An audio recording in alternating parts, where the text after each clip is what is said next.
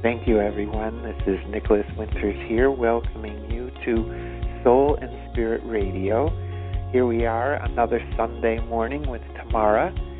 And we have Tamaara here who's going to talk to us more about this continuing exploration of passion and destiny and who you are becoming. So thank you for joining us, and I'll turn it over to you. Thank you, Tamaara, and welcome. All right. Well, greetings to you once again. As always, it's such a pleasure and a delight to be connecting with you in this way. And so here we are on our 6th week of Sunday Mornings with Tamaara, continuing with our series of discussions. We've been talking about passion. We've been talking about the power of the future. We've been talking about implementing your destiny. And so this week we're going to expand on those conversations and move in a bit to discussing fear. Fear, as you know, is certainly prominent in your world today. There's terrorism on multiple levels across the world, and certainly you're aware of it. It's in your news. It's on your news feeds on the Internet, and certainly difficult to deny. In addition, there's radical changes that are being brought up, in some instances implemented in your government, in different places in the world, and protests and upsets about things that are changing in your world. Some things you want to change and other things that you don't want to change. So fear is certainly prominent in your world. As we discussed in the first week, one of the ways to deal with that is to bog down and get involved in your reality and to creating the most successful life that you can create for yourself, and to focus on the future, where it is you want to go, where it is you want the world to go, holding that vision of what you want to accomplish and what you want to see and experience in the world around you. I'm going to talk a bit more about the personal experience of fear, not necessarily relating to events going on in the world out there, but what's going on in your personal world. What kind of things trigger fear for you, and how to best deal with it and to address it. Certainly you'll hear all kinds of discussions and conversations about fear. Many who say, well, the way to address it is just to hit it head on and push your way through it. Others who say, well, you can never let go of fear, so don't even try. Just learn the best way to deal with it. Put on a happy face and ignore what's going on and pretend that everything's fine. And certainly all of those have elements or components to them that might work and might be appropriate in certain circumstances. But overall, in dealing with fear, particularly if you're stepping into your passions, if you've been following the instructions and the discussions that we've been holding about finding your passion and then finding the form for expression of your passion. This is a level of fear that comes up that's different than the fear that someone's going to drive a bomb into the middle of the market or that a train station's going to be blown up, which is certainly real and exists in so many parts of the world. This is a different level of fear because it's an internal fear that has to do with accepting and owning who you are becoming. And as you step into your destiny, as you discover it and implement that destiny thread that we've discussed many times, that thread of light that's been there since you were a little child, and often things denied and things that are hidden about yourself, because this light, this thread of destiny is so beautiful and is so precious, and you wanted to protect it, you wanted to keep it safe. So as you open to discover and explore more what this is about, particularly from the standpoint of stepping out into the world and expressing your destiny through your passion, through your love of self, when you do that, opportunities begin to fall in place. People begin to acknowledge your talents and your skills, people begin to recognize that there's something very unique about you, because you see, your destiny is very unique to each of you. Even though you may find 100 different people who all say, well, my destiny is the expression of love, the form that it takes and the means and level of that expression of love is unique to each of you.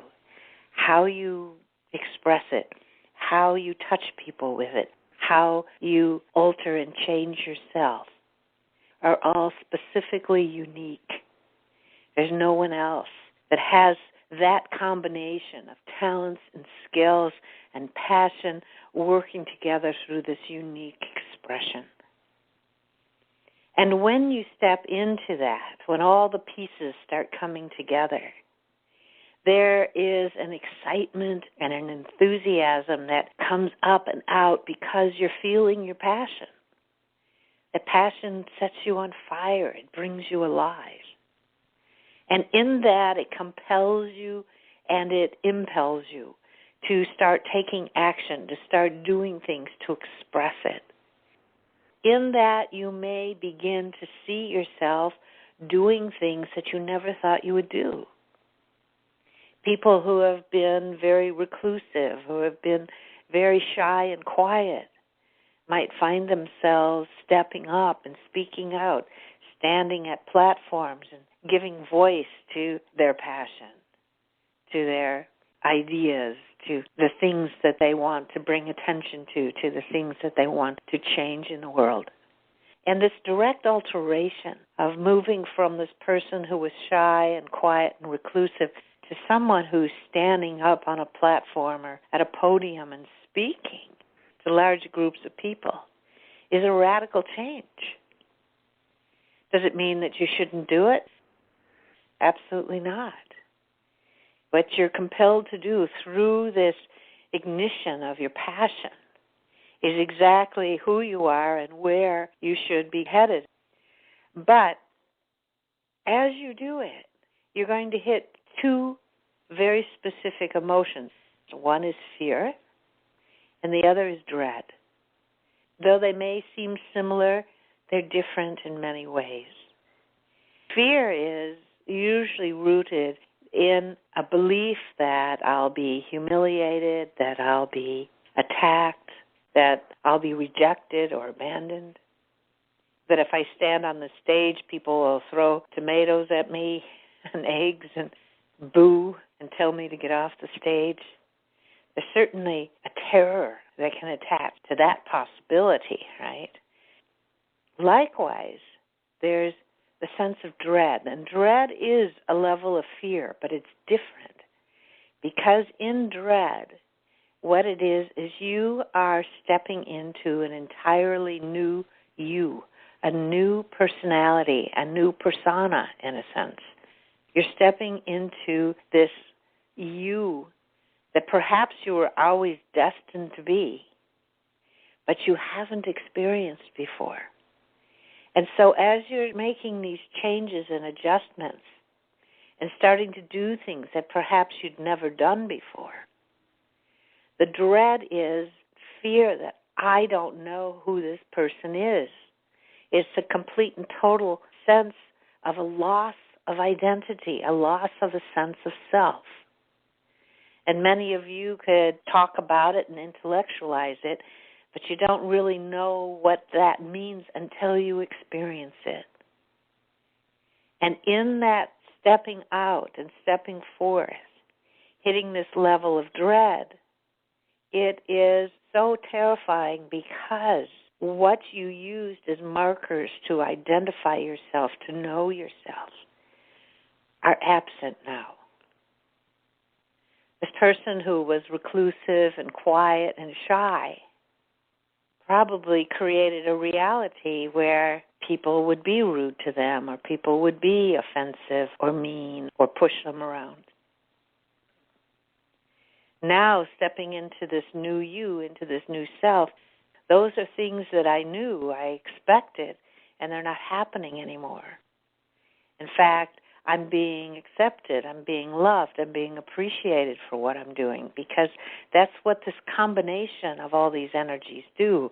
The passion that's ignited, that moves you and compels you to take action, and in the action expressing it through various forms.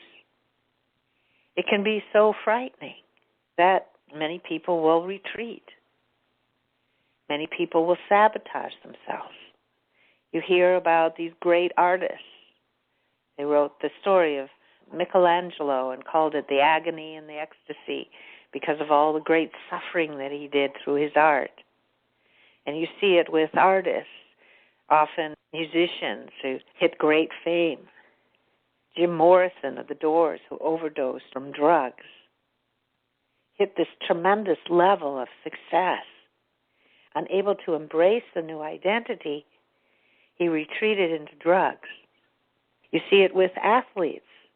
Often this shift, this change from someone who was perhaps discriminated against, living in the poor side of the tracks and being raised by a single mother who's working day and night just to put barely enough food on the table. And suddenly they get a football scholarship and then are accepted to play professional football. Now they're making millions of dollars. They're no longer discriminated against. They're being embraced and accepted. People want them to come to every party. They want their autographs. They want to meet them. They're making money hands over fist. And this shift in identity is so extreme, and it can happen so quickly, that they'll sabotage it by getting arrested for drunk driving or domestic violence. You heard about Hugh Grant, who, as he's increasing his success and his fame, caught and arrested in the back seat of a car with a prostitute, plastered all across the newspapers. So how you address the fear is very important, because if you ignore it, if you don't address it, it's going to express itself somehow. The fear and the dread is going to show itself. So to be aware of it, of course, but also to find ways to address it. And so we recommend a number of things. First of all, to really identify and perhaps get a notepad or a notebook or a journal and write in it who you have known yourself to be. What are the struggles and the limitations and the hurts and the pains and the lack that you have experienced through most of your life up to this point? And not to say that you haven't had successes and happiness, and certainly those events, but what we're looking at is the things that will be falling to the wayside, that sense of struggle. Perhaps it's struggle with money. Perhaps it's always working so hard and always coming up short. Perhaps it's humiliation. Perhaps it's feeling out of control. Perhaps it's martyring yourself. Whatever these patterns are that you've been doing, things that you learned, not who you are, but things that you learned. These are identities that you took on, limitations that you put in place because of beliefs that you were forming in a less than perfect family or a less than perfect childhood. You learned to feel sorry for yourself. It was the only avenue you had. You learned to be in control. It was the only means you had when you were living in a family where things always felt out of control. Or you learned to withdraw and to hide and feel depressed. Or you always held yourself back and hid in the shadows. These were coping mechanisms. They were means of dealing with a difficult world when you had no other means. And often as children, the younger you are, you don't even have the understanding or the logic to be able to make sense of things that are going on in your world. A parent could die. You can't make sense of it. People will try to give you their viewpoints, try to deal with it in the best way they can. God took your father to heaven. All you know is you've been abandoned. I need to make sense of that. I need to find a way to cope with that, to deal with